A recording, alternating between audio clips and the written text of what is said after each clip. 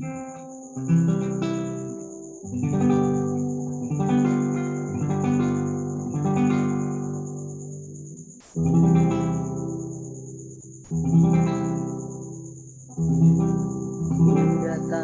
ke hadirat membawa pujian dengan segenap hatiku, ku memuji Engkau ya Tuhan.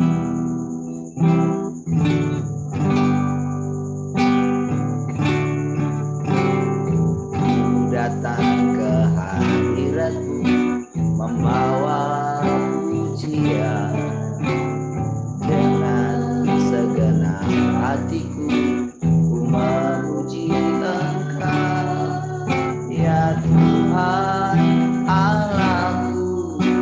Kau patut ditinggikan, sembah mulialah nama-Mu di bumi, sembah mulialah nama-Mu. Ku sembah Kau, ku sembah Kau di tempat yang maha tinggi. Segala puji, hormat, kemuliaan bagi-Mu Tuhan. Ku sembah Kau, ku sembah Kau di tempat yang maha tinggi. Allahku, ya Rajaku.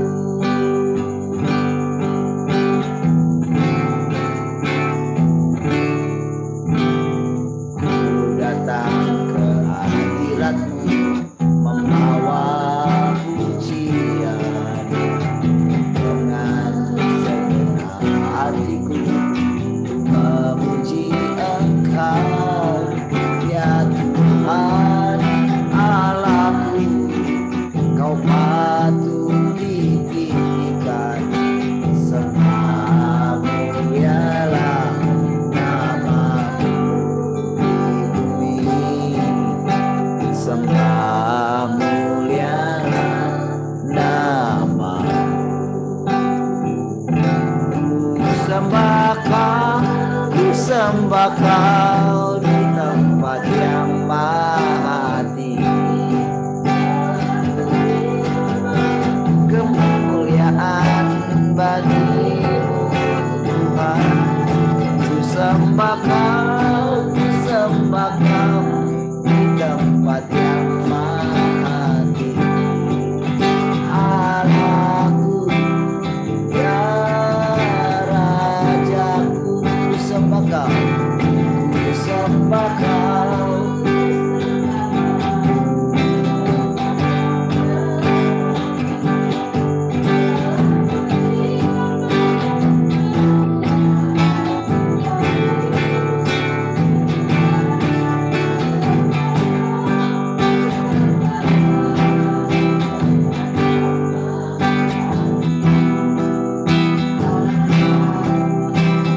Ya Rajaku,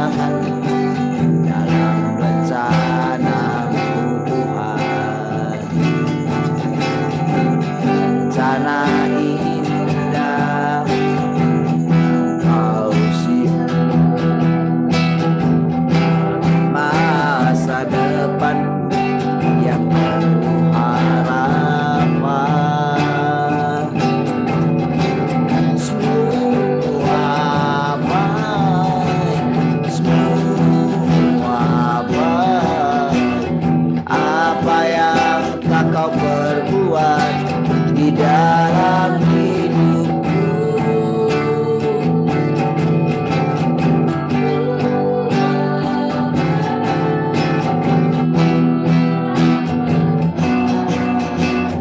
Kau jadikan hidupku berarti,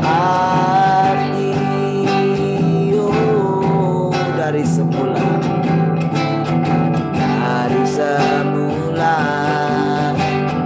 telah kau tetapkan dalam tangan, dalam rencanamu. Tanah indah kau siapkan, masa depan yang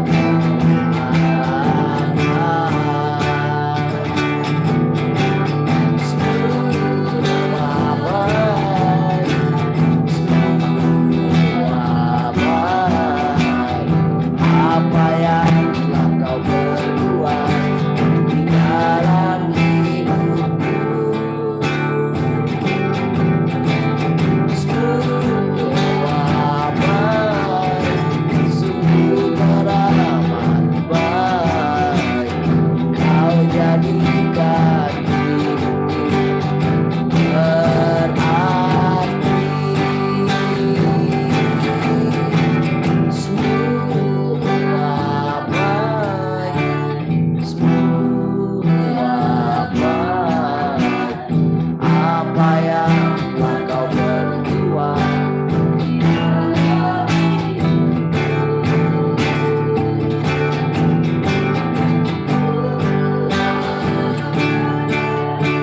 sungguh teramat baik. Kau jadikan hidupku berarti. Kau jadikan hidupku berarti. Kau jadikan hidupku,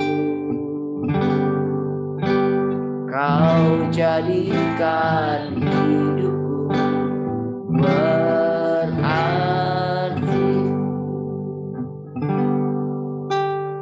Haleluya. Terima kasih Bapa Surgawi. Oh, terima kasih kalau kami dapat bersekutu dengan Engkau. Dan kami boleh merasakan bagaimana Engkau hidup di dalam kami. Engkau bergerak di dalam kami. Oh, Engkau menyatakan dirimu di dalam kami. Engkau menampakkan dirimu di dalam kami. Terima kasih Bapa. Terima kasih Tuhan. Kami bersyukur dapat mengenal Engkau dengan cara yang baru setiap hari. Kami boleh menyaksikan kemegahan. Terima kasih. Engkau memperkenalkan dirimu. Oh, setelah sekian lama Engkau menyembunyikan dirimu. Oh, tapi Engkau menyatakan dirimu di antara kami, bahkan hidup di antara kami. Bahkan hidup sama seperti kami. Terima kasih.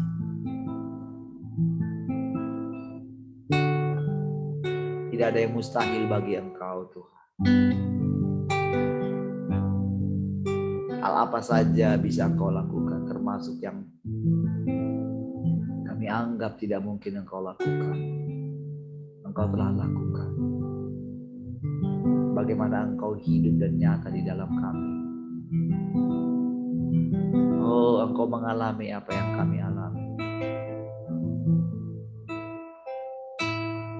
Haleluya.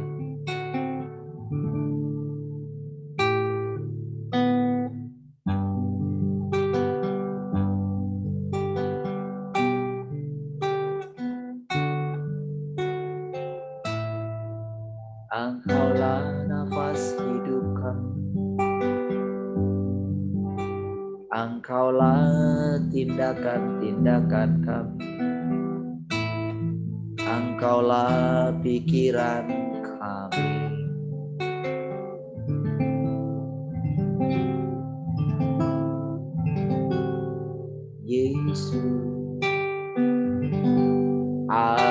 cinta kepadamu, Yesus. Aku cinta kepadamu, Yesus. Aku cinta kepadamu, Yesusku. Aku cintakan.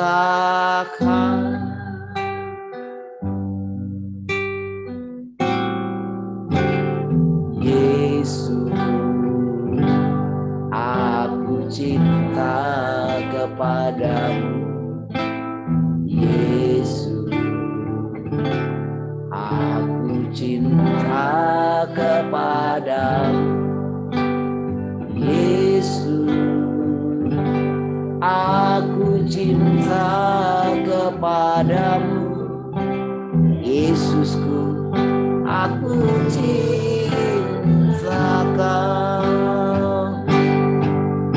dengan segenap hatiku, dengan segenap jiwaku. Hanya Engkau yang patut disembah, Yesus. Beriku kasih-Mu, Yesus. Sungguh ku cintakan dengan segenap hatiku.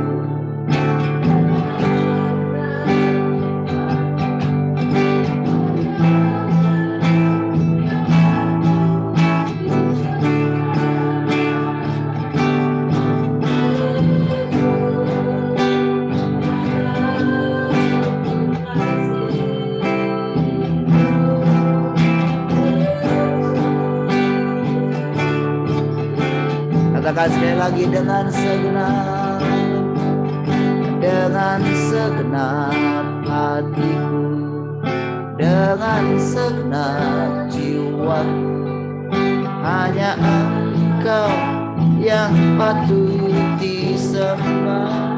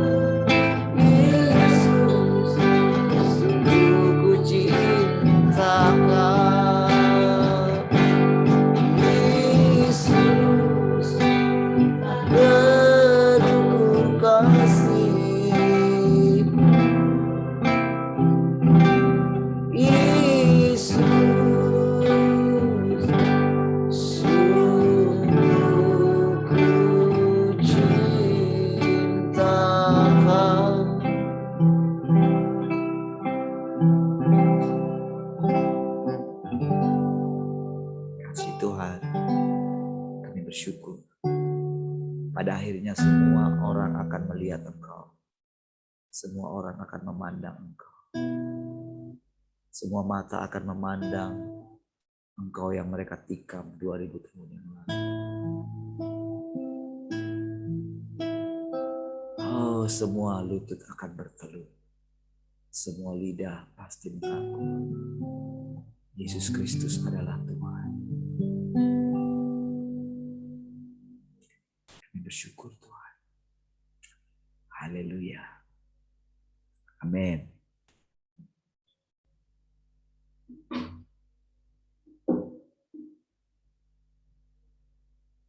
Baik, shalom, selamat pagi.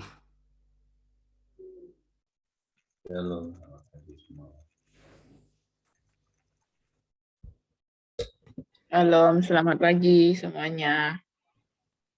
Bagaimana kabarnya pagi ini? Halo, halo.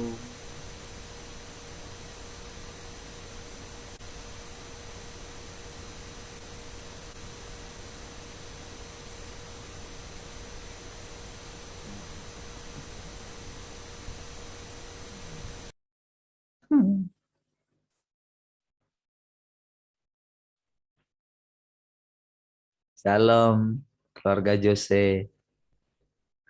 Shalom keluarga Glory.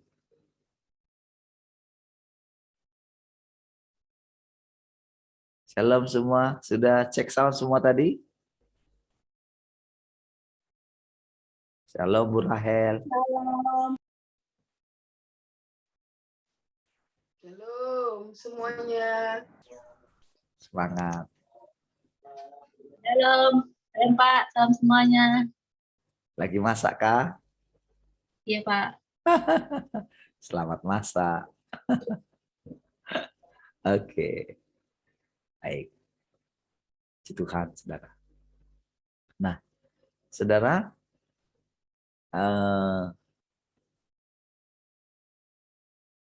gimana ya kalau katanya kan nanti setiap mata akan melihat gitu.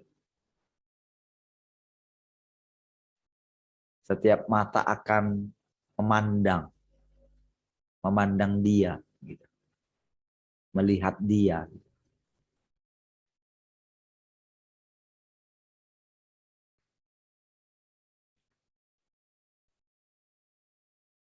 Hal yang paling tidak diterima oleh manusia adalah Allah itu bisa menjadi manusia.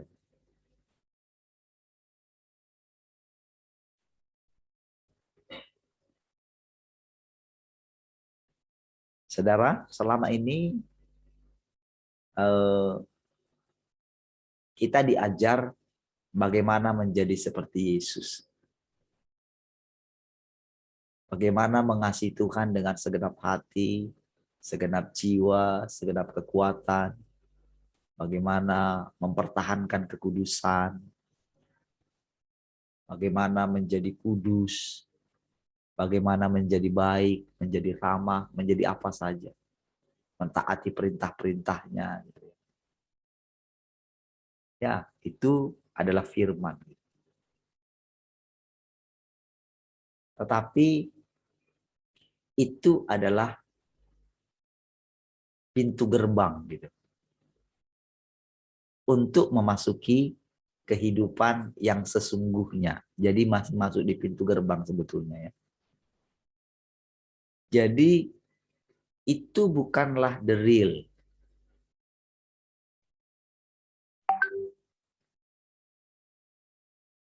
Jadi selama ini kita diajar atau orang percaya itu diajar bagaimana mengasihi Tuhan. Kita diajar berkorban seperti Tuhan Yesus berkorban. Kita diberikan kelima jawatan untuk memperlengkapi kita. Kita diberikan manusia menjadi teladan. Dan Tuhan Yesus pernah menjadi teladan bagi kita.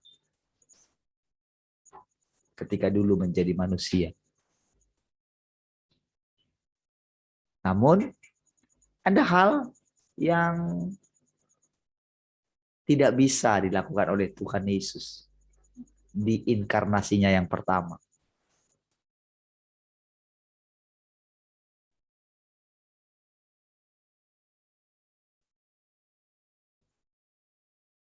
Dan dia harus meninggalkan murid-muridnya dengan berkata, adalah lebih berguna bagimu jika aku pergi.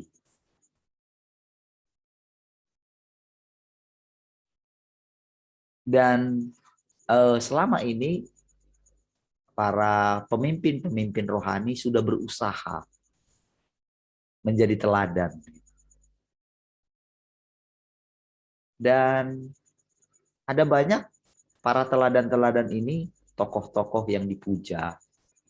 Walaupun karena melihat sisi positifnya ya, sisi baiknya gitu, harus dibawa pulang gitu. Dan banyak di antara umat Tuhan sangatlah kehilangan gitu. Para tokoh-tokoh ini gitu. Dan di depan kita sebentar lagi akan banyak lagi kehilangan tokoh-tokoh ini gitu.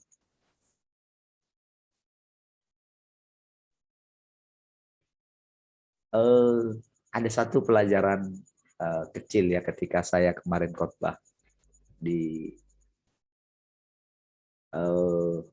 balai kolam itu ya, di luar gitu. Jadi pas setelah kita udah berapa ratus hari ya, cukup lama ya, hampir 1 tahun berarti.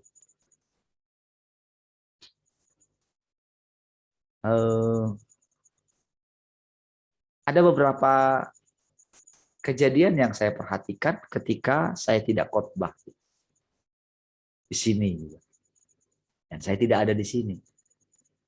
Itu saya melihat ada satu yang diharapkan oleh Tuhan adalah lebih berguna bagimu jika aku pergi.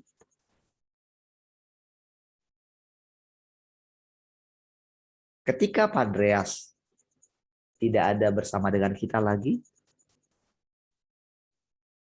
itu perkataan itulah yang saya dapat, gitu ya. Adalah lebih berguna bagimu jika aku pergi.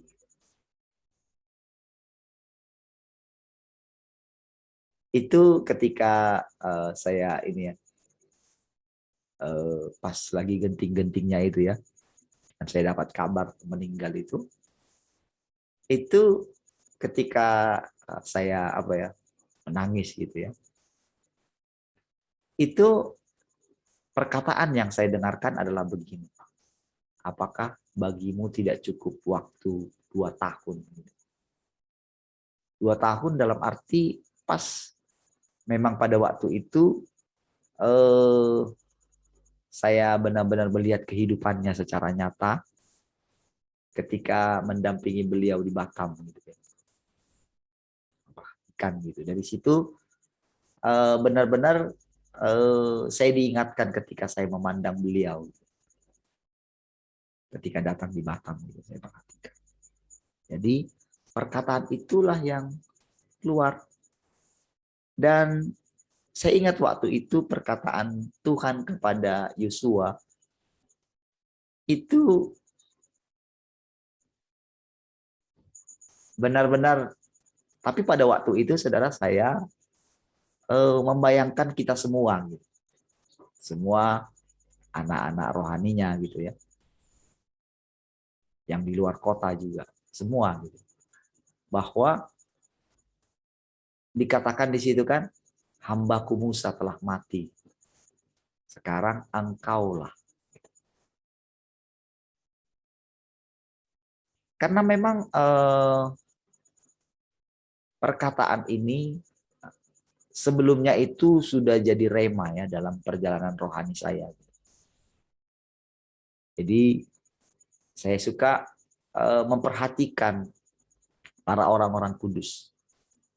Mereka yang hidup melekat dengan Tuhan.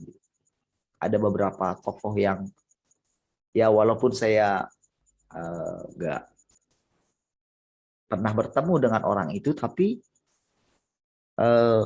buku-buku mereka itu menginspirasi saya. Bagaimana mereka bisa hidup benar-benar di tengah kesibukan sekalipun, mereka bisa melekat dengan Tuhan. Bahkan ada seorang ibu gitu, yang anak-anaknya ribut sekali katanya. Tapi di tengah anak-anaknya ribut, dia ambil kain gitu, ditutup kaknya gitu, dia bisa berdoa gitu. Jadi ada banyak tokoh-tokoh yang intim dengan Tuhan gitu. Lewat bukunya, tanpa saya kenal mereka, itu jadi inspirasi. Jadi kenangan-kenangan itu saudara, itu bayangan-bayangan itu selalu memenuhi pikiran saya. Jadi selalu ada di dalam hati saya itu satu capaian yang akan ingin saya capai. Lalu setelah tak ada lagi kita mendapatkan sesuatu gitu ya, karena dulu kita berasal dari gereja yang dituntun terus gitu. Ada tuntunan setiap hari gitu. Kita sudah latihan dulu seperti itu. Karena kita berasal dari gereja memang yang dituntun sampai gereja itu menjadi besar gitu. Dituntun lalu memperkatakan firman. Lalu dibuat lagunya. Salah satu lagunya kuatkan dan teguhkan hatimu. Jangan takut dan tawar. Tuhan besertamu. Perkatakan selalu firman Tuhan. Renungkan siang malam. Jangan takut dan gentar. Sebab gitu ya, selanjutnya. Sertamu. Nah, saudara, cara Tuhan memang seperti itu gitu. Ya, sehingga kita itu bisa tetap hidup di dalamnya. Jadi itu adalah perjalanan-perjalanan yang modelnya mirip seperti itu. Nah, jadi tanpa sadar kita ini setelah ditinggalkan gitu, bahkan setelah kita harus keluar memang gitu ya, itu memang benar-benar dia sendiri yang pimpin, dia sendiri yang berbicara. Nah, tapi awal-awalnya mungkin kita bingung. Saya sendiri juga bingung gitu. Mungkinkah saya yang begini selalu bertentangan, saudara? Pada kenyataannya saya begini, pada kenyataannya saya marah, gimana dong? Gitu. Saya masih sombong, saya masih begini, saya masih arogan, saya masih gimana, banyak sekali, egois. Gitu. Bisakah? Nah, mungkin itu juga yang jadi kendala bagi saudara. Diri saudara menjadi batu sandungan bagi Tuhan. Mungkin bagi orang lain. Saudara, dia itu benar-benar menjadi manusia di dalam kita. Ini adalah kedatangan Tuhan yang kedua. Saudara. Cara yang pertama, saudara, kita itu melihat teladan dan kita belajar teladan. Dan orang-orang yang memberitakan Tuhan berusaha menjadi teladan. Sehingga dalam perjalanannya, kekecewaan Paulus terhadap umat Tuhan itu terus yang menjadi kendala bagi dia untuk boleh menghidupi Tuhan atau mengenal Tuhan. Itu kendalanya. Sampai akhir hidupnya, saudara. Sampai ketika Tuhan harus mengatakan, ya sudah, kamu istirahat ya.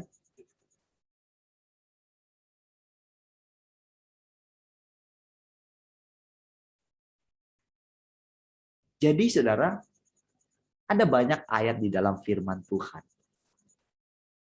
Di dalam Alkitab gitu ya. Karena kita memang selalu masih patokannya di situ, belum sulit move on ya, belum mau move on gitu ya.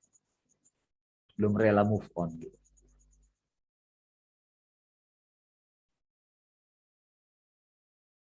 Salah satu contoh adalah yang ku kehendaki ialah mengenal Dia dan kuasa kebangkitan, di mana aku menjadi serupa dengan Dia dalam kematian.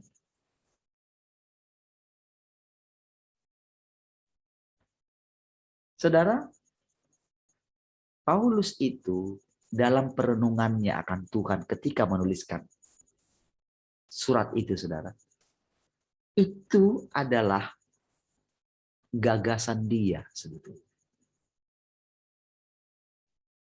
Karena di tengah dalam pencarian dia akan Tuhan, dalam perenungan dia akan Tuhan, ada satu tekad. Dia sudah meninggalkan semua. Dia tidak beristri, dia tidak mengambil apa-apa dari jemaat. Gitu. Dia bekerja, banting tulang. Gitu.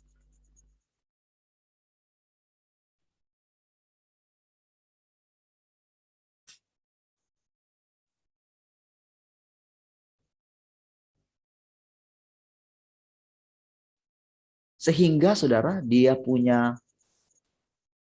kayaknya tidak ada lagi yang menghalangi dia untuk mengasihi Tuhan.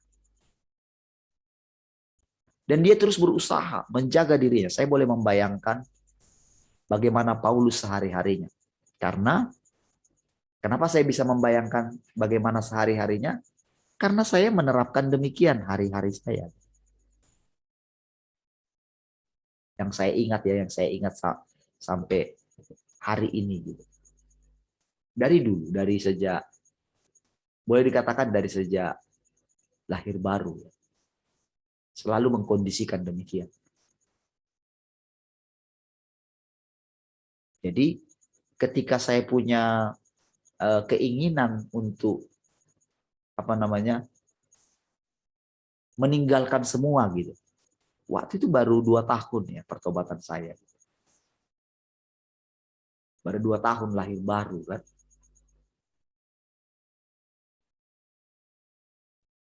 Itu ketika dipanggil full time itu saya tidak nolak sama sekali. Tidak ada pikir-pikir. Langsung terima saja. Baru 2 tahun loh. Karena dulu itu adalah keinginan saya setelah lahir baru gitu. Pokoknya ingin dengan Tuhan saja gitu menghabiskan waktu. Nggak punya keinginan yang lain lagi. Dan memang pada waktu itu saudara masanya adalah semua orang tidak rata-rata saudara. Orang-orang yang lahir baru pada waktu itu bahkan tahun-tahun sebelum itu nggak punya lagi masa depan di dunia ini. Ya. Rela meninggalkan pekerjaan yang bagus gitu ya. Dulu ya belum seperti sekarang, saudara. Dulu uang makan aja dijatah gitu. Kadang-kadang nggak keluar gitu. Jadi udah nggak ada lagi uang gitu ya, nunggu gitu ya. Itu orang-orang bukan orang-orang biasa. Gitu.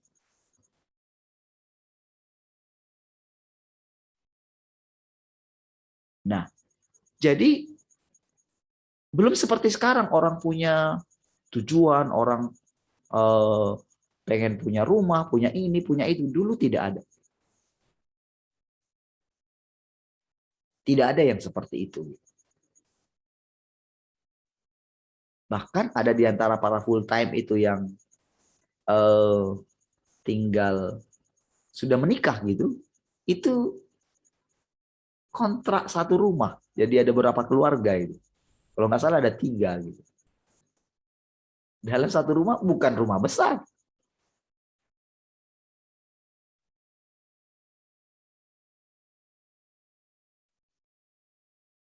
Nah, saudara, dan tertinggal lah kalau saya berjumpa dengan orang-orang yang dulu punya hati yang seperti itu gitu ya. Dan kemarin saya sharing-sharing dengan istri saya ya, mengenai seperti ini gitu. Kok bisa ya? Kok lupa dulu bagaimana mereka dengan Tuhan dulu? Apa nggak ingat lagi ya Tuhan yang seperti yang dulu gitu. Nah, saudara, ketika Paulus mewarnai, tulisan-tulisan Paulus mewarnai Alkitab, saudara. Lahirlah kekristenan yang punya ambisi untuk mengasihi Tuhan. Dengan segenap hati, dengan segenap jiwa, dengan segenap kekuatan. Padahal saudara, di dalam Alkitab kita, tak ada tokoh yang sempurna.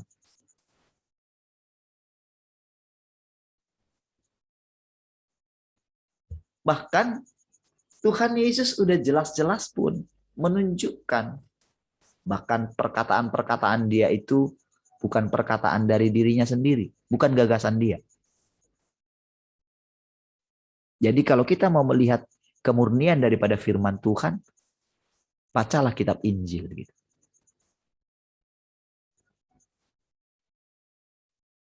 Atau kitab Wahyu.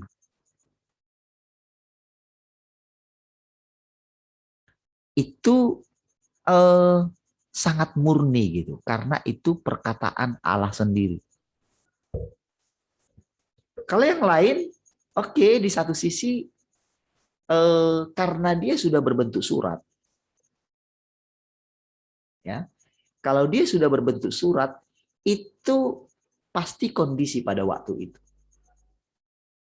Nah, selain kitab Injil, ada kitab nabi-nabi yang memang itu berbicara tentang masa depan. Nah,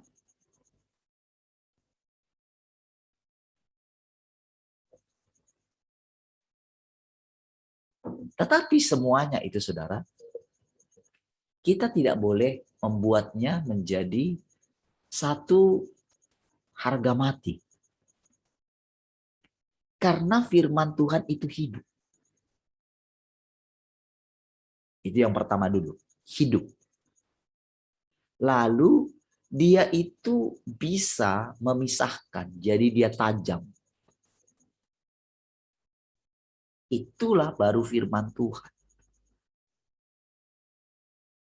Dia bisa dengan tajam membedakan pikiran, pertimbangan dalam pikiran dan hati kita. Sehingga kita bisa dengan jelas tahu perbedaan pikiran dan hati kita atau hatinya Tuhan. Saudara, Tuhan itu sekarang berinkarnasi di dalam kita.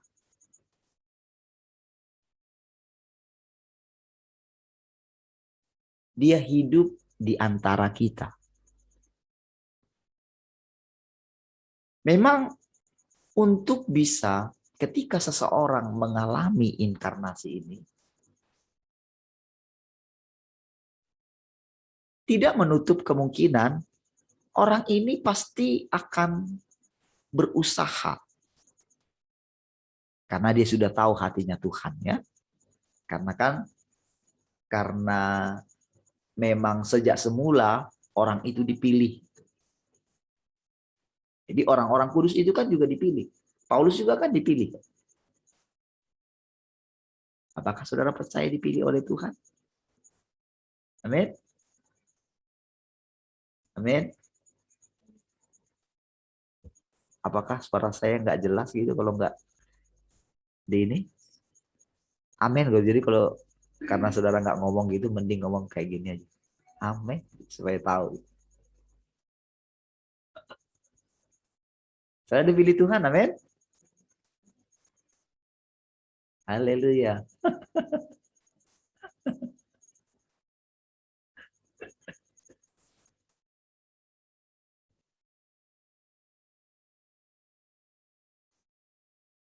Kita dipilih Tuhan, dan ketika kita dipilih, ada kemampuan. Ya. Ada kemampuan untuk menggenapi pilihan itu. Ya. Tetapi itu adalah modal awal. Makanya kita dikasih talenta.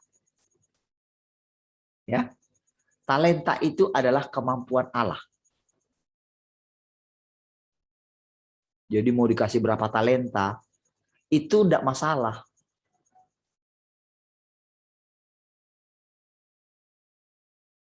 Nah,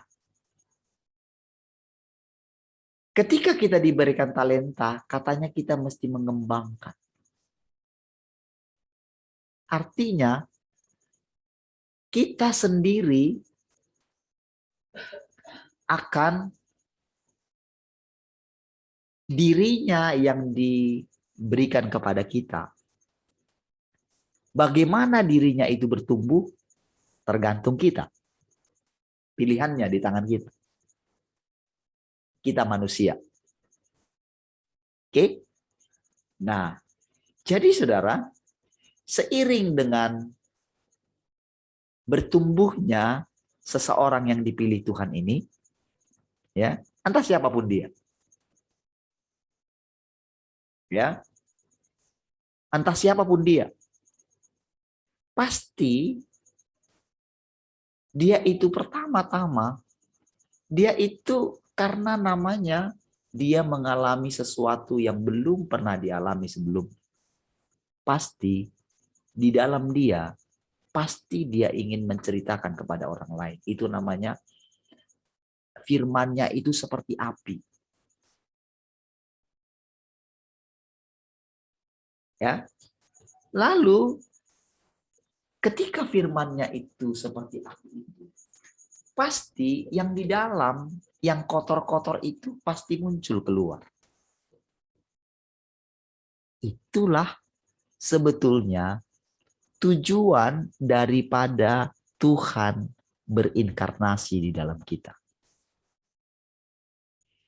Jadi semua yang jahat, yang dulu nggak kelihatan, itu akan keluar.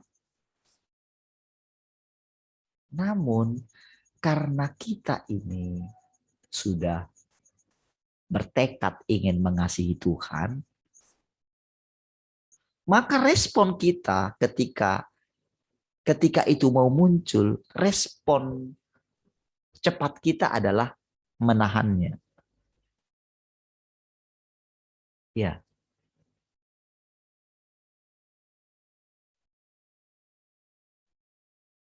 Saudara, ketika saya mengatakan mungkin berulang-ulang kepada saudara tentang sampai saya bilang sama Tuhan, berhentilah marah. Gitu. Saudara pikir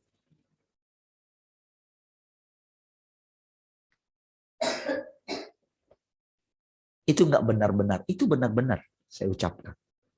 Dan tahukah saudara, itu berapa kali saudara saya itu harus ditegur Tuhan di situ.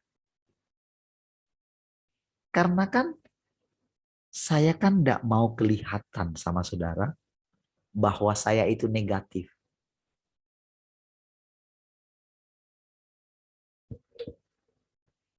Padahal saudara, itu adalah cara Tuhan untuk supaya seseorang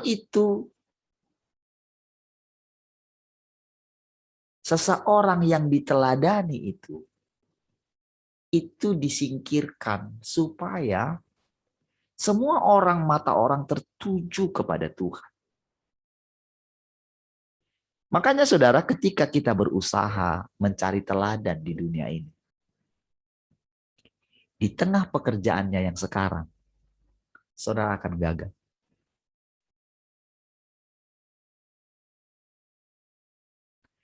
Karena tepat para teladan ini harus disingkirkan oleh Tuhan. Demi kita bisa melihat Tuhan yang sesungguhnya itu. Saudara lihat. Bagaimana saudara bisa melihat itu? Saudara akan mencari kebenaran sendiri. Cari dengan sekuat tenaga. Di dalam saudara akan lahir satu begitu. Begitu saudara melihat kekurangan manusia. Kekurangan saya misalnya. Apa saja. Tuhan sengaja begini loh. Memang kita manusia ini saudara. Kita tidak tahu seberapa dalam ternyata watak si jahat ini itu bercokol di dalam kita. Jadi jangan berusaha dengan sekuat tenaga menutupi dirimu. Tetapi begitu dimunculkan oleh Tuhan, jangan terus menampilkan watak si jahat itu. Menyerahlah.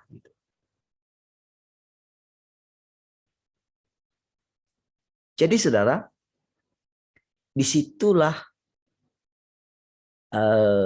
kalau boleh Tuhan katakan, kegagalan semua manusia. Di situ letaknya. Karena dengan dia menerima kasih Tuhan, dia ingin membalas. Tapi waktu dia ingin membalas itu, saudara, dia tidak tahu bahwa itu adalah satu kejijikan di hadapan Tuhan. Ada niat. Oke, di satu sisi itu betul pertamanya. Tapi berikutnya, saudara, itu pasti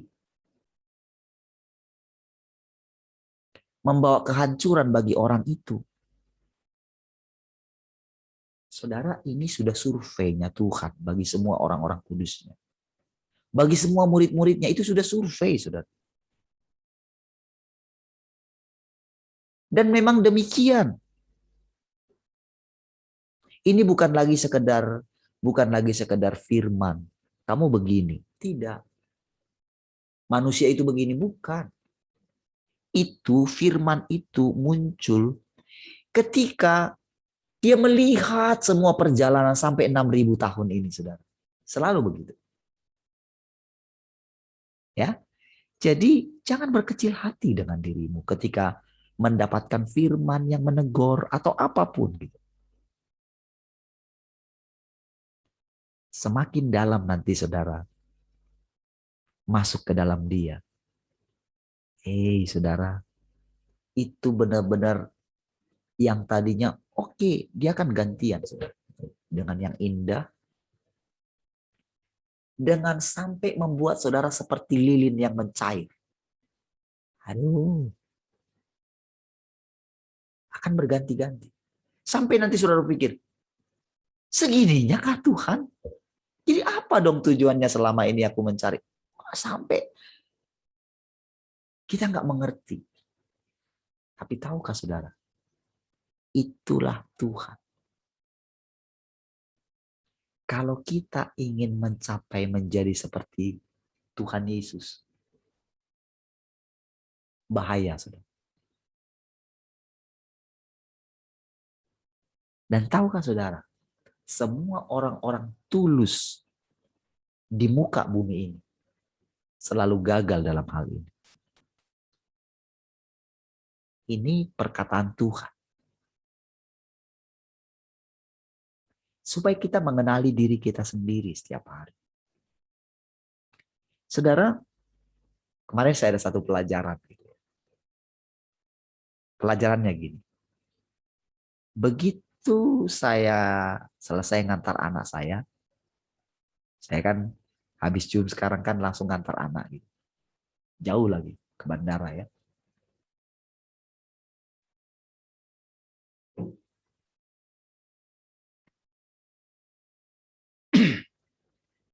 Nah, kalau ke bandara ini saudara, entah kenapa harus saya yang ngantar gitu. Karena beberapa kali saudara istri saya banyak sekali masalahnya. Kalau ke sana gitu. Yang ban bocor lah. Yang kemarin habis oli lah gitu ya. Jadi kalau yang namanya ke bandara paling saya meragukan gitu. Ada pelajaran yang kami harus pelajari, saya dan istri saya gitu ya. Tapi ya kadang-kadang ya istri saya masih lama gitu ya. Tapi harus saya biarin gitu. Berkali-kali saya bilang begini, nggak mau juga gitu.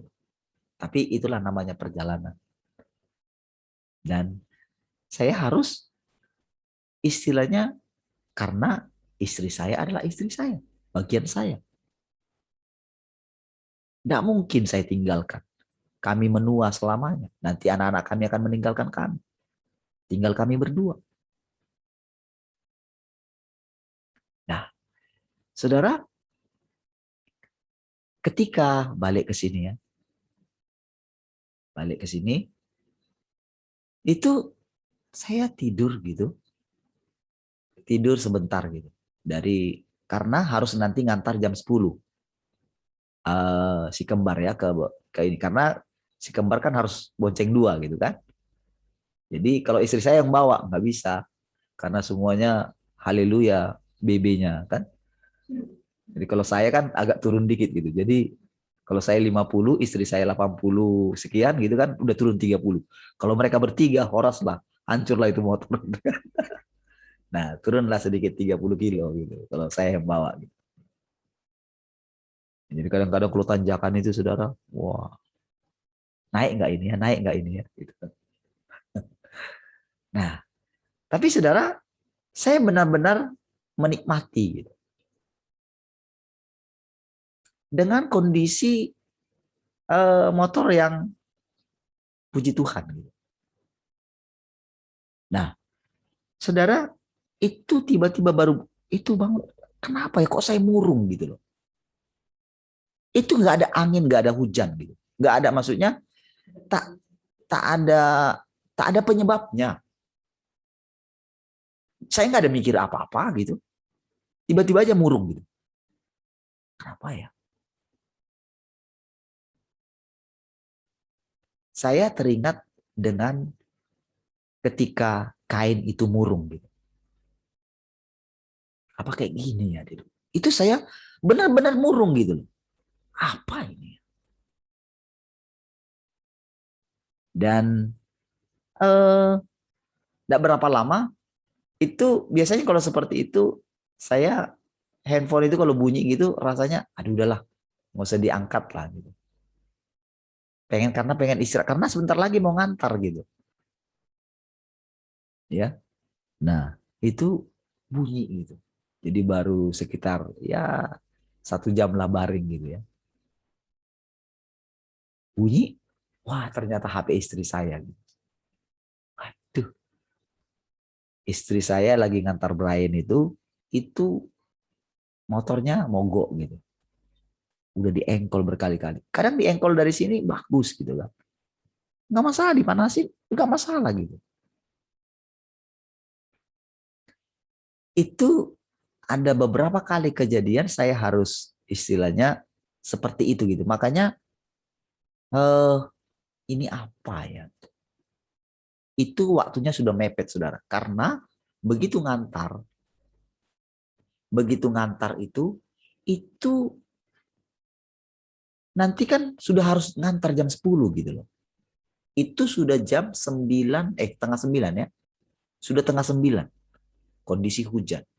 Udah mau hujan gitu gelap. Jadi udah tak tinggalin aja motor di sini gitu. Bawa doronglah ke bengkel gitu. Duit tinggal 5.000 katanya. Mau gimana gitu. Dengan berat hati ya sudahlah pergi gitu. Ingat tadi sudah murung duluan kan? Ternyata ini adalah bagaimana kita mengatasinya. Di tengah kondisi seperti itu ada enggak gini loh. Kan di tengah kondisi seperti itu kan kita begini. Masa sih Tuhan yang kaya di dalam saya ini harus melewati yang seperti ini gitu. Saya sudah mematikan keinginan apapun.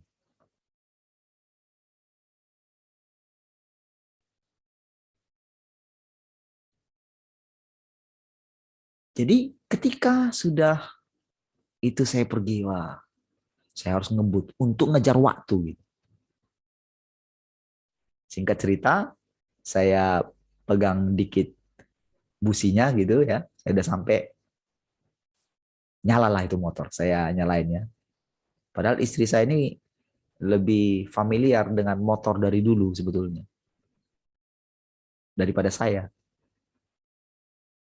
Tapi karena bermodal keyakinan, jadi istri saya ini bilang sama saya begini, apa-apa takut sama papi katanya.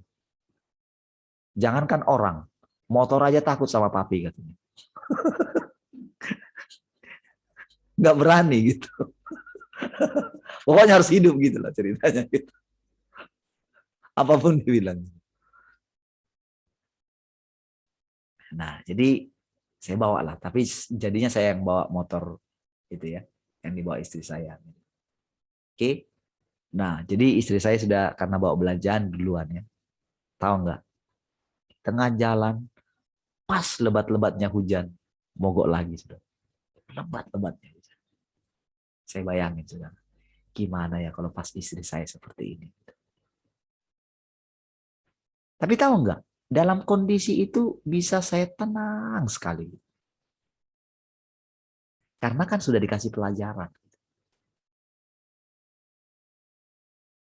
Tenang, sambil pas itu di sebelum Batamindo ya. Jadi saya agak dorong sedikit pas turunan lagi ya. Karena saya engkol nggak bisa hidup lagi.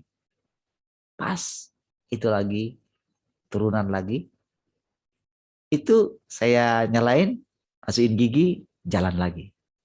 Wah, jalan sebentar, pas itu dekat lampu merah, mati lagi dan harus saya dorong sampai di simpang polisi, gitu, pos polisi itu.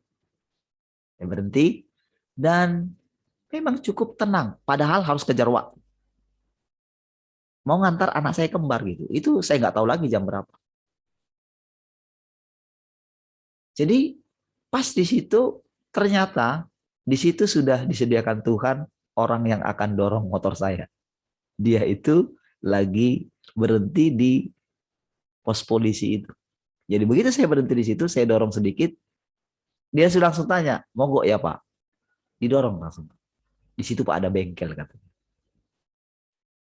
Oke, ada bengkel di situ. Lalu dorong ke situ dan singkat cerita, ketika bengkelnya itu baru buka, jadi ada di situ yang nunggu dari jam 8 pagi. Dari jam 8 baru dia putus belting gitu ya. Dia itu udah nunggu. Wah,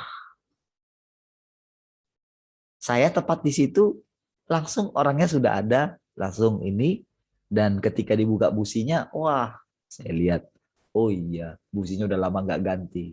Udah ganti aja, begitu diganti lancar lah ceritanya. Tak ada lagi masalah. Ya sudah, angkat itu langsung sampai di sini langsung antar anak saya. Dan tahu nggak begitu pulang lagi, pulang ke sini lagi itu siangnya itu, saya harus jemput mereka, balik lagi kan, jam 10 kan, balik lagi ke sini, nanti jam 2 kurang harus berangkat lagi. Itu saya pulang ke sini, saya masih kerja di samping gitu ya. Setelah itu, wah, itu nggak sempat makan lagi. Nggak sempat makan karena tiba-tiba berubah jadwalnya gitu.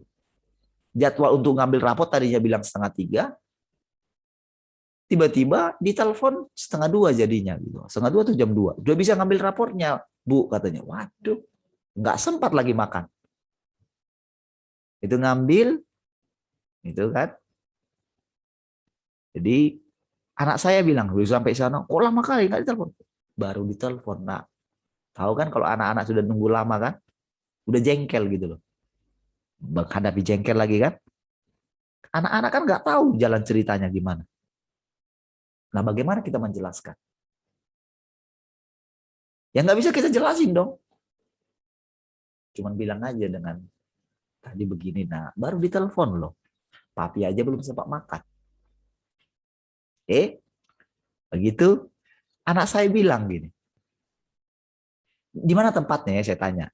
Karena kan sekolahnya kan besar sekali ya. Jadi nanti papi dari samping itu ada tangga naik ke atas. Naik aja langsung ke atas lantai 3 gitu. Begitu saya sampai di sana, itu ibu itu cleaning service itu, saya mau lewat gitu kan. Saya mau ke ini, mau ke atas. Lewat sini aja Pak, disuruh lurus ke sana gitu. Loh, orang kan lagi ngepel di situ. Saya bilang gitu. Enggak apa-apa lewat aja.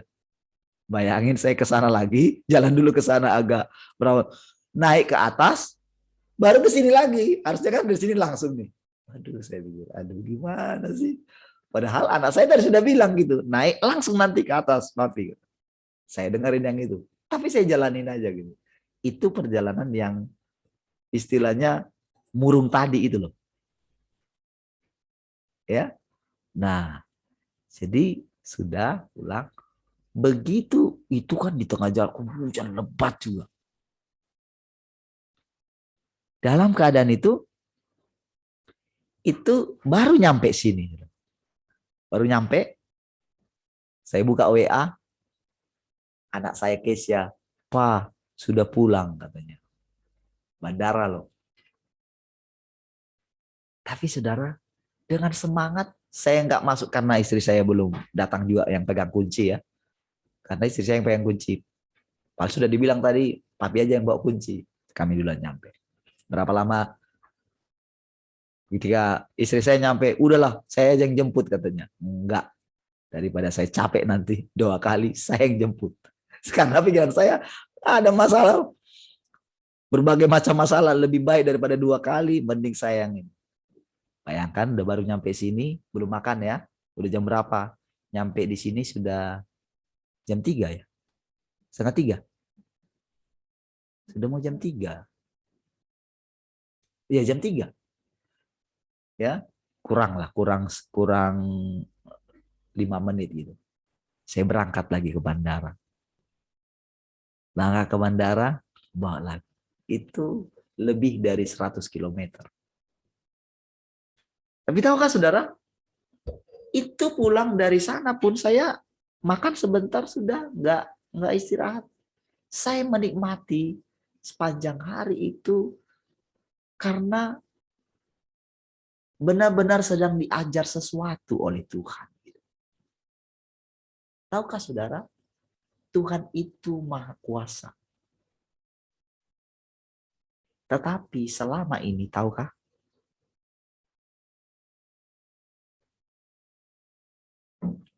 kemahakuasaan Tuhan itulah yang selalu diejek oleh si jahat. Kamu kan maha kuasa. Kamu kan nggak mengalami seperti kami ciptaanmu. Kami ini kan harus nurut. Ketika dia mencobai iblis, itu kan karena kamu lindungi dia. Coba kamu nggak lindungi dia. Tahukah saudara kekalahan yang memalukan daripada iblis? Bukan karena dia dihancurkan oleh kemahakuasaan Tuhan. Tetapi ketika kita itu tidak mengandalkan kemahakuasaan Tuhan.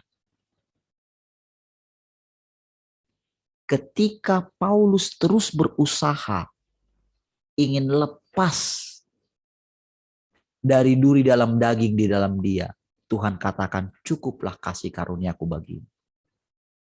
Itu karena dia didesak loh.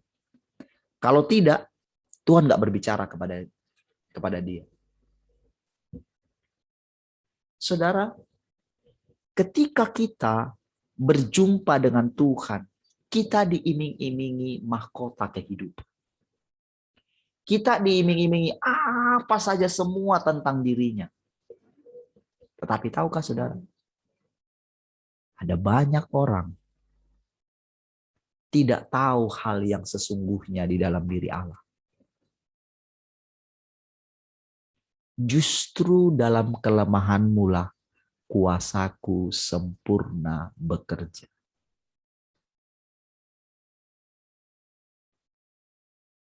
Saudara, dulu kita selalu begini, saudara. Mendoakan orang, mengurapi orang, mendapatkan urapan dari Tuhan, atau apa saja yang kita pikir itulah kekuatan kita untuk meninggalkan dunia ini. Untuk melepaskan diri kita dari cengkeraman si jahat. Tapi tahukah saudara? Tuhan berinkarnasi di dalam kita, saudara. Antara keilahian dan kemanusiaannya bekerja sempurna, saudara. Jadi dulu, saudara, yang dilakukan oleh Tuhan di dalam dirinya ketika dirinya pertama sekali, saudara. Inkarnasi di dalam diri Yesus.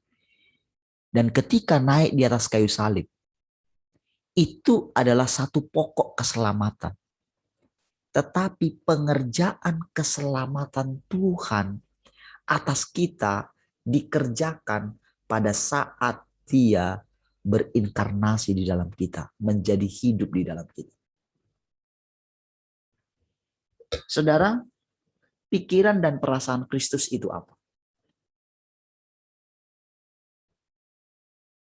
Yang walaupun dalam rupa Allah, namun tidak menganggap kesetaraan dengan Allah sebagai milik yang harus dipertahankan. Saudara, kenapa kita sulit sekali menerima aniaya atau hal apa saja yang merugikan kita?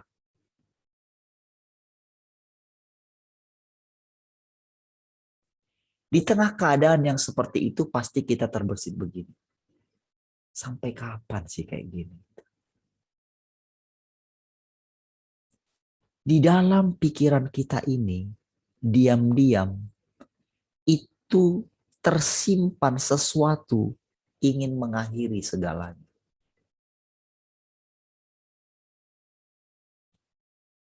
Kita ingin masuk surga karena sudah capek menderita di bumi.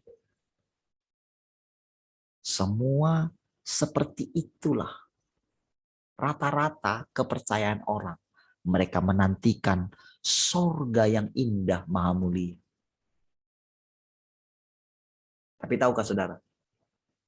Akan banyak sekali orang mengalami prank. Saudara. Karena kebahagiaan yang kita pikirkan di gagasan kita ini, saudara, itu salah besar. Tahukah saudara? Tuhan selama ini terkurung dalam kemahakuasaan.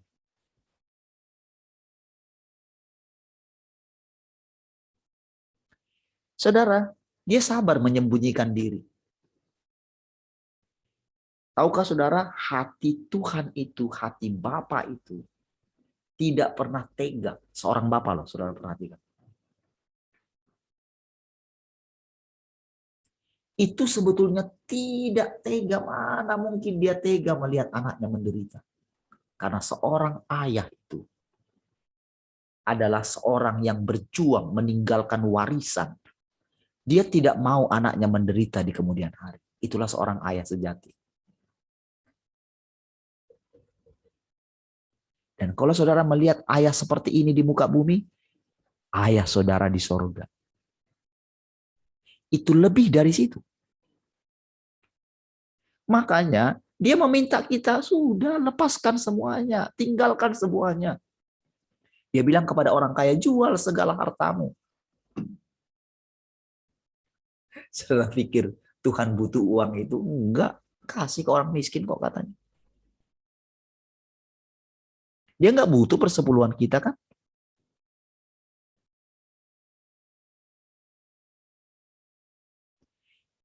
Dia mengajarkan itu supaya terjadi keseimbangan.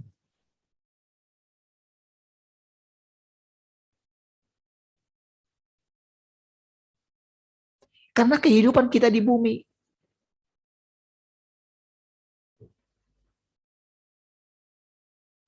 Dia tidak dari langit menurunkan langsung sekarung uang gitu, tidak. Karena ceritanya begini, saudara. Dia itu sudah sangat kaya sekali dan dia sudah bosan dengan kekayaannya. Nggak ada nilai. Dia sudah punya segalanya, alam semesta dia punya, kuasa dia punya. Buat apa saja dia bisa. Tetapi yang selalu diejek oleh si jahat dari diri Tuhan adalah, kamu nggak bisa seperti kami.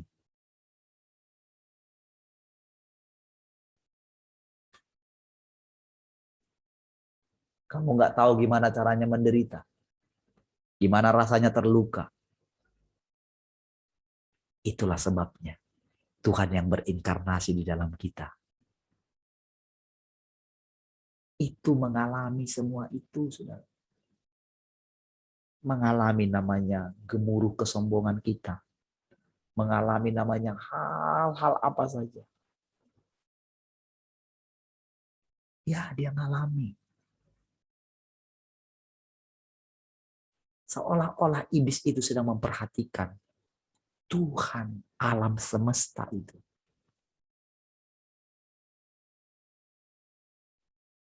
Menderita dengan segala ketidakmampuannya. Coba. Ketika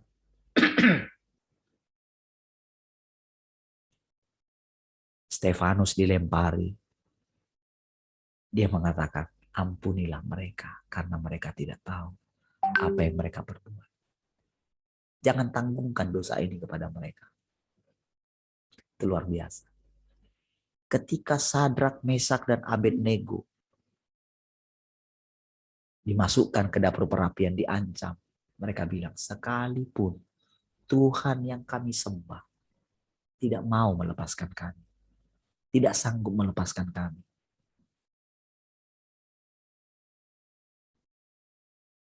Kami sekali-kali tidak akan menyembah patung yang Tuanku buat itu. Itu berlaku, saudara. Saudara, ketika kita diperhadapkan dengan situasi yang paling seperti yang saya katakan tadi itu, saudara.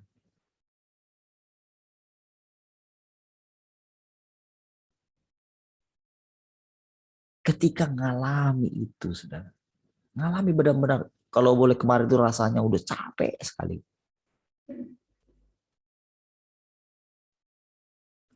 Tetapi tahukah saudara, sepanjang hari kemarin dan tadi bangun itu sudah jam 3 ya bangunnya. Cuman kalau sudah bangun jam 3 itu harus benar-benar berjaga-jaga. Kalau enggak bablas gitu. Jadi doa, tapi kadang-kadang kan doa ini sudah kebablasan kan. Dalam sekali gitu. Sehingga enggak kedengaran lagi alarm, saudara. Karena sudah dalam sekali gitu. Jadi enggak berani lagi, kan itu sudah berjaga-jaga gitu. Tapi tahukah saudara? Merenungkan Allah yang seperti ini sampai nanti begini, saudara. Orang itu akan melihat si iblis, si jahat itu benar-benar itu nggak punya kuasa lagi sama sekali. Jadi selama ini emosi dia yang selalu menyalahkan gitu, itu nggak bisa lagi ngomong apa-apa. Dan itu menjadi siksaan bagi dia. Jadi jangan bayangkan siksaannya itu, wow, dia digoreng, dia enggak. Tuhan enggak seperti itu. Siksaan bagi kita juga sebetulnya, api bagi kita itu ya seperti yang tadi yang saya bilang itu, di tengah kita seperti itu, tangan kita teracung. Ingat waktu saya bilang, yang waktu saya nggak bisa bayar uang sekolah anak saya itu, saya gas gitu. Sampai saya bilang sama Tuhan gitu di tengah kemarahan saya gitu. Udah Tuhan, biarin aku kerja gitu. Itu memang benar-benar ini, karena udah jengkel gitu.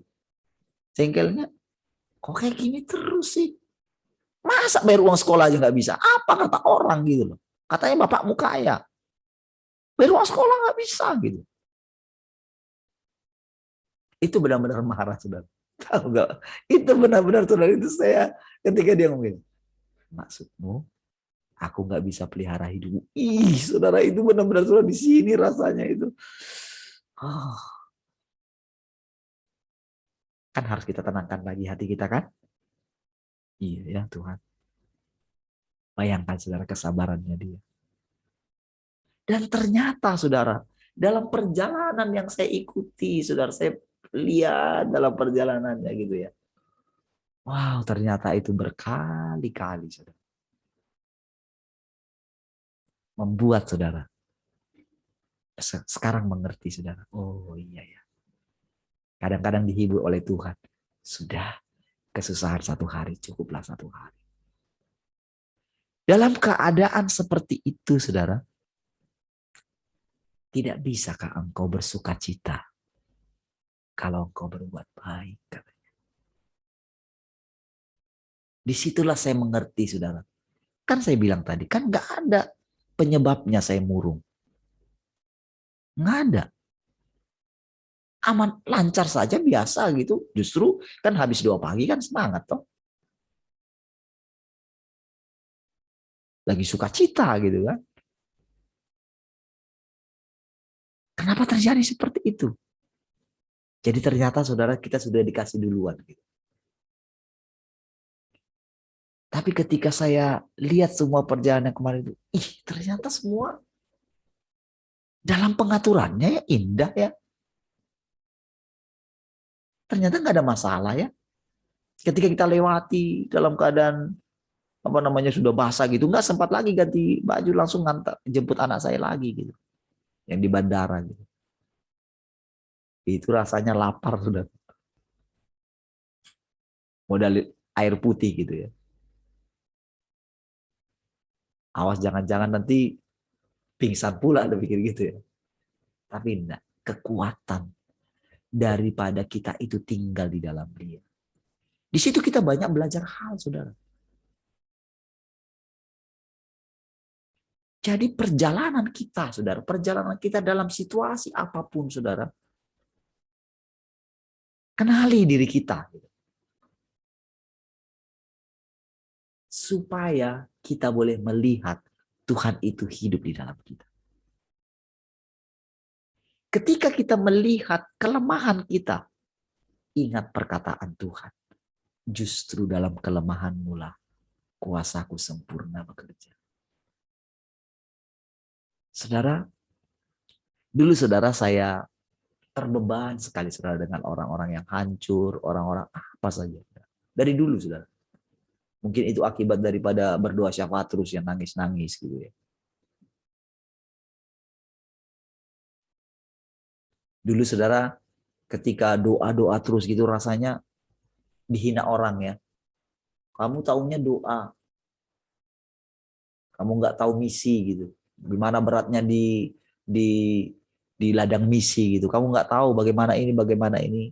Kadang-kadang ini juga ya. Tapi saudara, ternyata itu membuat apa ya? Beban atas jiwa-jiwa itu nggak pernah hilang. Kalau dulu sudah mendoakan, sekarang terjun di lapangan melihat. Dan ternyata, saudara, cara dia untuk menolong semua jiwa-jiwa ini tidak seperti yang kita bayangkan. Ketika kita mendapatkan kuasa, kita pengen nolong semua orang.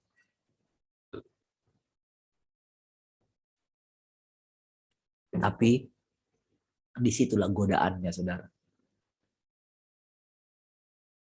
Kita melakukan dengan kekuatan kita. Saudara, ada banyak hal yang kita pelajari dalam perjalanan ini, saudara. Saya tahu, saudara. Dan ketahuilah. Sebanyak apa saudara mengalami inkarnasi Tuhan, sebanyak itulah dunia di seputar saudara berubah. Tahu nggak bagaimana dunia ini akan berlalu? Dunia itu ada di dalam saudara.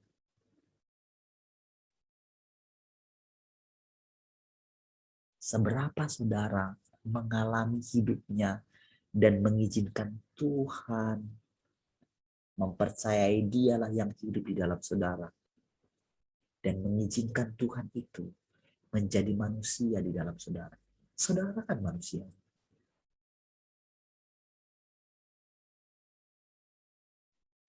Dan kita akan melihat seperti itulah perubahan yang terjadi di seputar kita. Dunia itu ada di dalam kita. Si jahat itu ada terus menguntit sama seperti iblis dan Ayub itu, saudara. Tapi ketika dia melihat Tuhan itu, dia memandang Tuhan. Ketika kita setiap hari bisa memandang Tuhan, dan kita boleh tersenyum bersama-sama menikmati apa yang dinikmati Tuhan dalam hidup kita. Dia sedang makan kita, saudara. Dia sedang menikmati kita. Waktu kita memilih bersuka cita. Waktu kita memilih dengan mantap bahwa Tuhan tak pernah meninggalkan saya.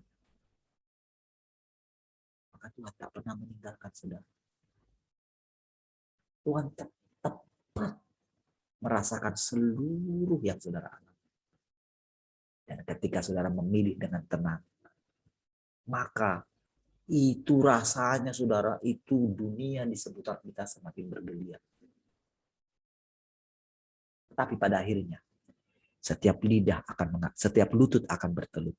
Setiap lidah akan mengaku Yesus Kristus adalah Tuhan. Tahu maksudnya apa? Bukan sekedar begini, mengaku, enggak. Bukan itu, bukan kan seperti yang kemarin, khotbah yang kemarin dengar. Kan bukan masalah kita itu menerima Yesus dengan kata-kata gitu sah adat itu kan. Enggak lagi. Mengakui bahwa Yesus yang manusia itu, Tuhan yang berinkarnasi itu, Dia adalah Tuhan yang sesungguhnya. Sehingga setiap lutut itu bertelut. Bertelut itu bukan karena kemahakuasaan, tapi karena hormat. Ternyata Engkau benar Tuhan. Tiada yang mustahil bagimu. Kami ciptaan yang paling hina ini, Engkau sanggup menjadi seperti itu. Wah. Disitulah setiap lutut bertelut, saudara. Bukan karena dipaksa, tapi karena melihat bahwa Dia sanggup mengalami semua yang kita alami. Dia tepat.